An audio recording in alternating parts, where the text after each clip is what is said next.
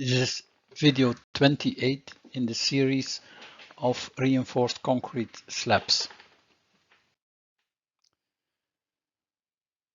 In this video, we will deal with the design of a foundation slab with the method of strut and tie.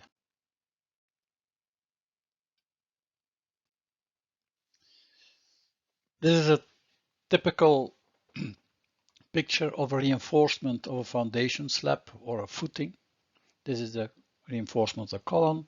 And then you will see at the footing that it is a combination of stirrups.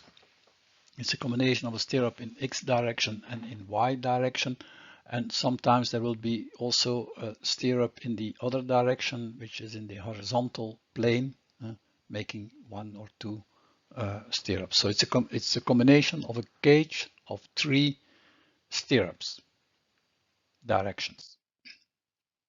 Here's a picture of how it looks in reality.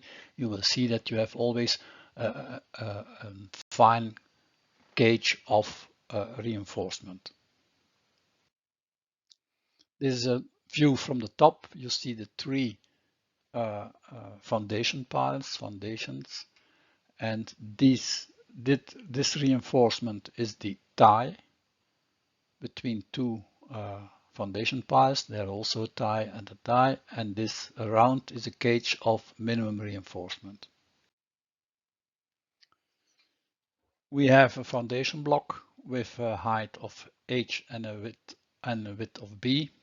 Total length is LT, and then we call the top is 0, the left hand side is 2, and the right hand side is 1, and these are the different dimensions.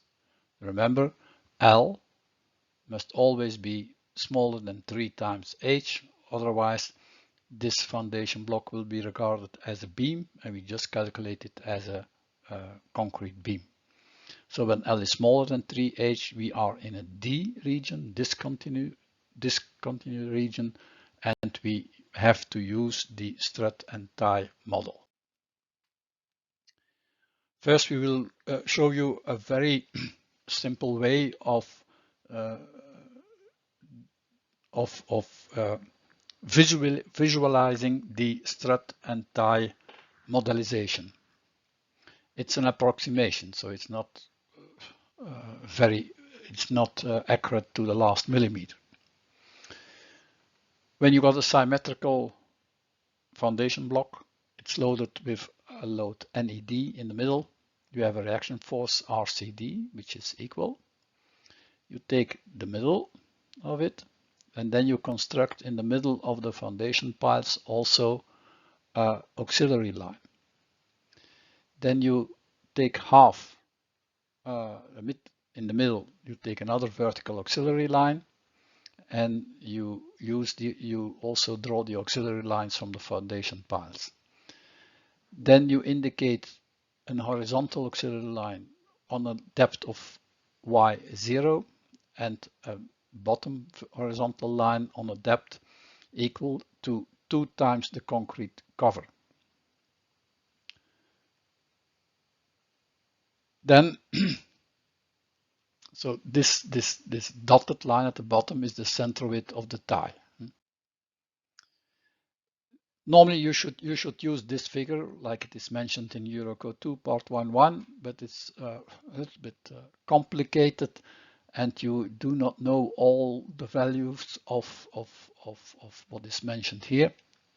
So we settle with the distance from the center width of the tie to the top of the pile equal to 2 times the concrete cover. Then where those 2 lines are crossing and this line we prolong, we do the same with the other side. We do the same at the bottom. And then we draw the center width of the compression strut, which is coming from this crossing up to this crossing. And we do the same on both sides.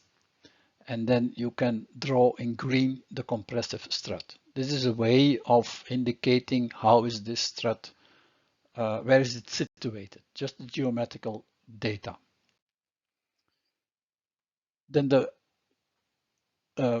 applied force NED has is NED over 2 on the left and NED on the 2 on the right. It creates a compressive force in the strut equal to FCD, and it has an angle with the tie of theta. And the tie has an internal force, tension force of FSD. The C is for concrete, the D is for design, the S is for steel, and the D is for design. Then we have to call the different elements, and you will see here on top, the column on the top is always indicated with 0. On the right, it's indicated with 2. On the left, it's indicated with 2, and on the right, it's indicated with index 1. And these are just the dimensions. So A0 is always the dimension you see, and B0 is then the dimension in the depth. This is also H times B, H you see, and B is in the depth. S0 is the surface here on the knot, the top, and S02 is 0 for the top and 2 for the left. S01 is the surface on top, and 1 is the surface on the right.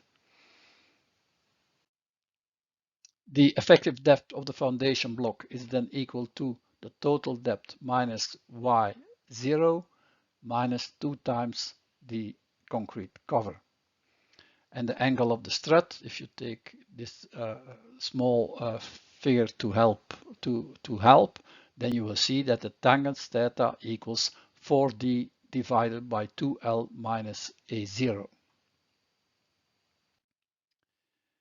The forces, the normal force in the column on top is then, of course, FCD0 is equal to NED. The reaction force in the piles is then half of it. The normal force in the struts is then the reaction force divided by the sinus of theta, and the tension force in the tie is then the reaction force in the piles divided by the tangens of theta. The stresses in the nodes. At the column node, the maximum stress is equal to 1 nu FCD. At the column, the tension is then, of course, FCD0 divided by the surface, A0, B0. And at the strut, on the left-hand side, or at the side of the strut, sigma CS is FCD divided 2 times, no, it's FCD times A0 divided by 2 sinus theta divided by B0. On the pile node, the maximum allowable stress is 0.85 nu FCD at pile 1. Then at this side, it's the reaction force divided by the surface at the side. And at strut 1, at the side of the strut, it is multiplied by sinus theta. So the permissible concrete stresses, just to remind you, on top, it's all compression struts coming together, so you have nu FCD. Inside the strut, it's 0.6 nu FCD, and where there is a tie and a compressive strut coming together, it's 0.85 nu FCD. And then you can see that at the cross section S0, which is on top, just on top, that's A0 times B0, and the load is NED. On the right-hand side, on top, 0 is top, 1 is right-hand side, there. Then you have a surface of A0 times B0 divided by 2 sinus theta, which is the surface of this knot. And then on the left-hand side, no, sorry, on the bottom, S11, it's A1, B1 divided by sinus theta. And the force, the normal force in the strut is NED over 2 sinus theta.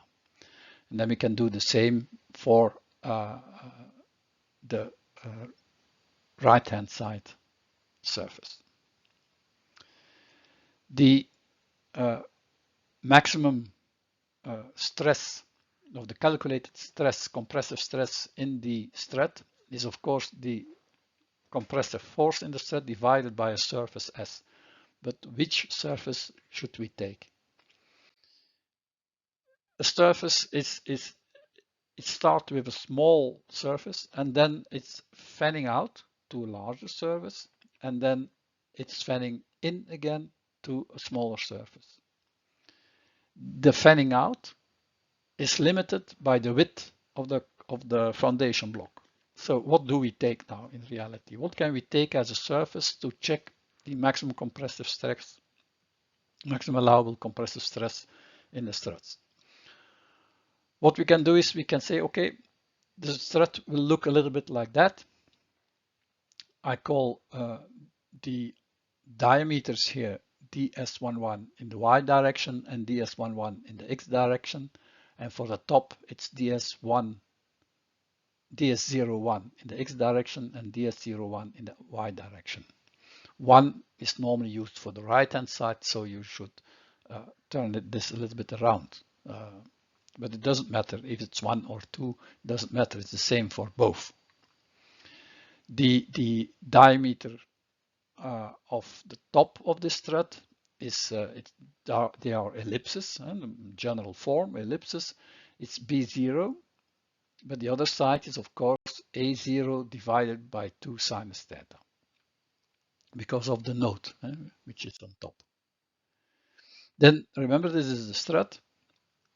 The maximum permissible stress in the strut is 0.3 times alpha times nu FCD, and the length of the strut is of course the effective depth of the foundation block divided by sinus theta. So ds is the distance from there up till there. So this is the strut. This is the effective depth of the foundation block. This is the length of the strut. Then you have here a surface S01 and S11, or you have S02, which is on the other side, or S12, which is on the other side. And then the surface, intermediate surface, is SS01 and SS11. The length is 0.3 ds, 0.4 ds, and 0.3 ds. It's an approximation of the reality. The main idea here is that you should prove that there is a strut possible, and with the dimensions of the strut that you invented, all stresses are permissible, and when you can do this, then in reality nature will find this stress automatically. The real dimensions of the strut you don't know, but if you can define a strut fitting into your foundation block, then it will be all right. Then you have, because these are ellipses, then you have those different surfaces that you have. You can then make some formulas to calculate those surfaces. The mean stress in the strut is then on top. It is the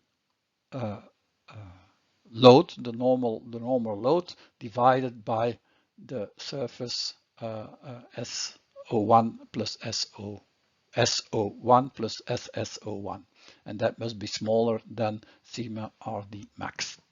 The same happens with the bottom, on the bottom. Eurocode 2 part 1.1 gives us a picture how to deal with struts. You have a force here and a force there, and then you see you have a fanning out, then it goes straight, and then you have a fanning in again. But when the fanning out is limited, like here, so when the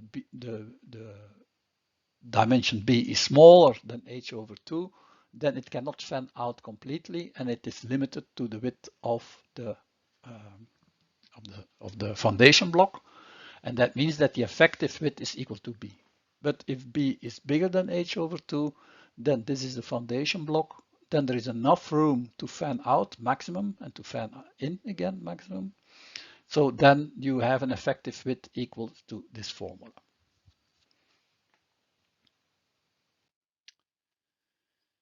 So we think about this, and then we will see that we have to use this formula when A is smaller than H, which is H over 2. We use this formula. In our case, in our notations, B effective is equal, of course, to ds01x. This is the diameter of the strut, the idealized strut that we have mentioned. So this is on top, and the top diameter of the strut is ds01x in the x direction. H here is equal to ds, which is this is h. There's the total length of the strut. For us, the length of the strut was ds. And A is A0 divided by 2 sinus theta. Now we can substitute those variables into the equation, and we see that ds01x is equal to this expression. It's just using this formula. This is valid for A smaller than H, A smaller than H, and you can substitute what is A is this A0 divided by 2 sinus theta, and then you will see that this is the condition to apply this formula. So now we can write an equation for the dimension ds01x, which is this equation. There is a limitation, which is 0.65 times something, and now we will just see what this limitation means. The other direction is the same effect, but ds01y has a limit, of course, which is the width of the compression block, width of the foundation block, sorry. And then we can do that for all diameters that we have considered.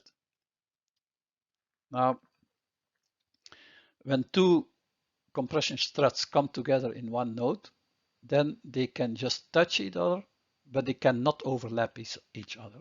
So what are now the conditions? Otherwise, we can have here a ds01x, which is too large, because when this is too large, they will overlap, and then we will not be safe in our calculations. So we need this condition. You take this blue triangle, this to this length is 1, to the other length is 2, and this length is 3. So length 1 is 0.3 ds, length 2 is a cosine theta divided by 4, and length 3 is of course half of ds01x. This is ds01x.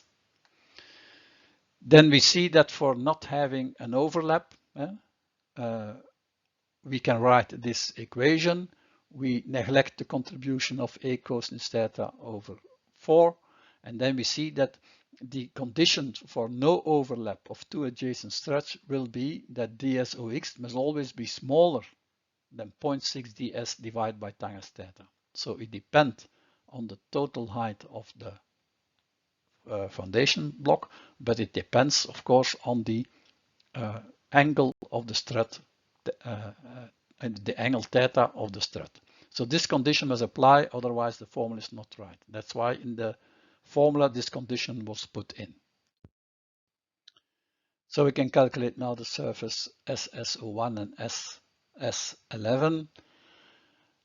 We know that this strut, it's fanning out, in fact, of internal compression struts, and it will give rise to a tension tie in the middle, TX01.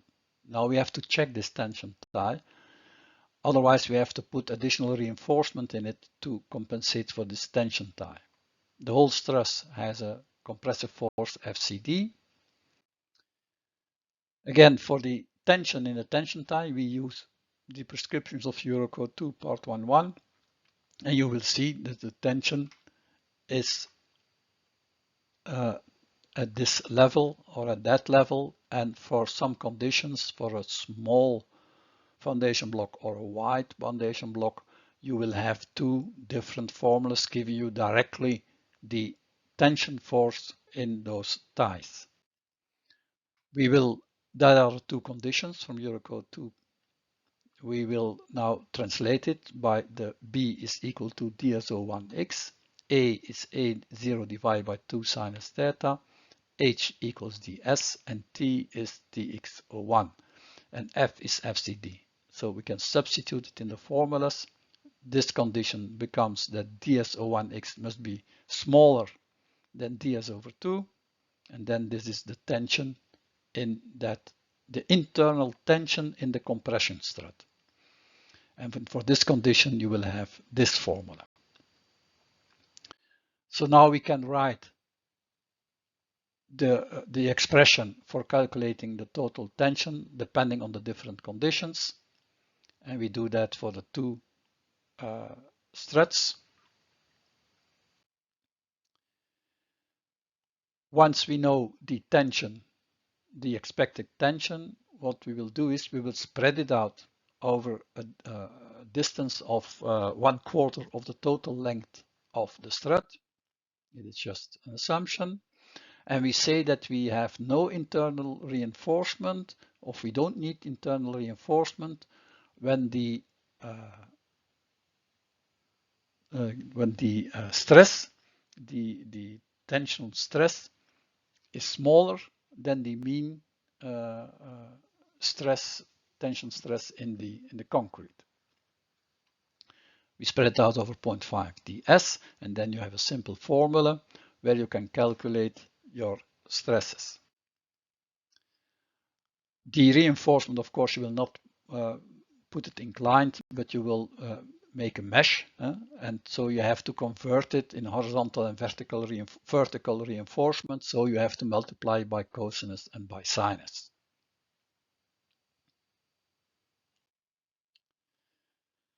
Then at last we have to check minimum reinforcement. There is a minimum reinforcement of 0.1% of the surface, but it's per side and per direction, and it should always be more than 150 square millimeters per meter. The second condition is that the center to center of the rebars must be smaller than 2 times the thickness of the foundation block, and it must always be smaller than 300 millimeters.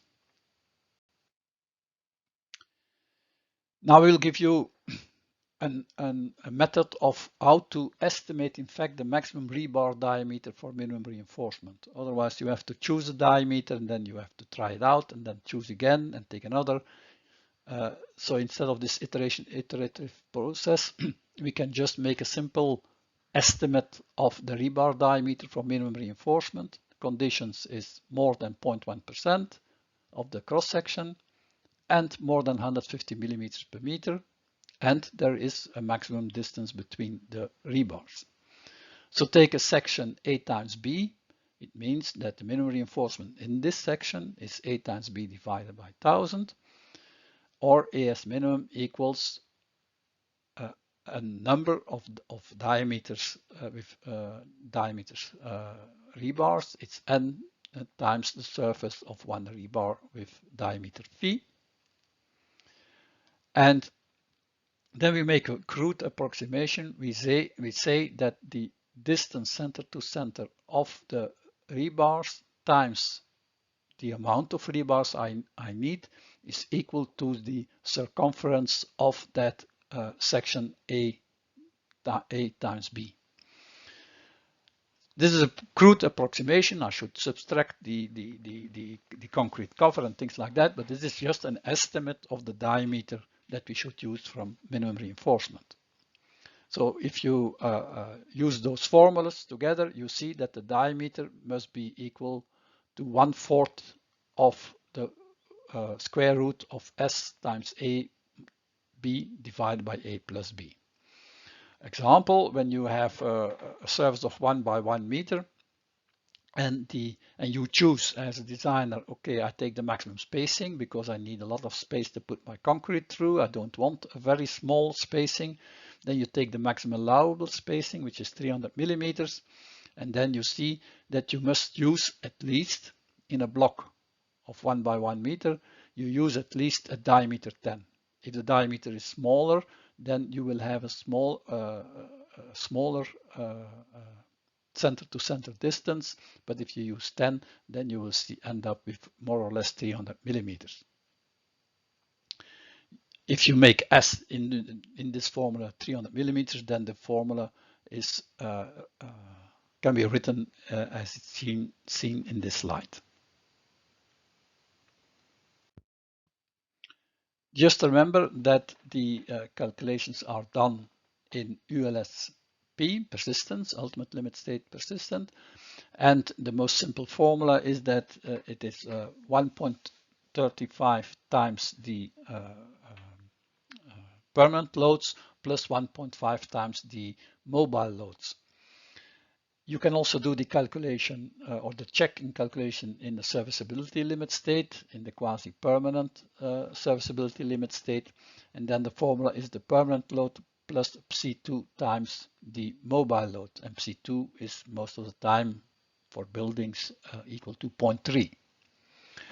And then you can redo the calculations that you have done in ULSP. You can redo it with the loads in SLSQ, and you do your crack control in SLSQ by limiting the steel stress in the tie according to table 7.2N. And remember, this was a table 7.2N, which gives you the maximum allowable stress for a certain diameter that you use, and then for a certain crack width, allowable crack width.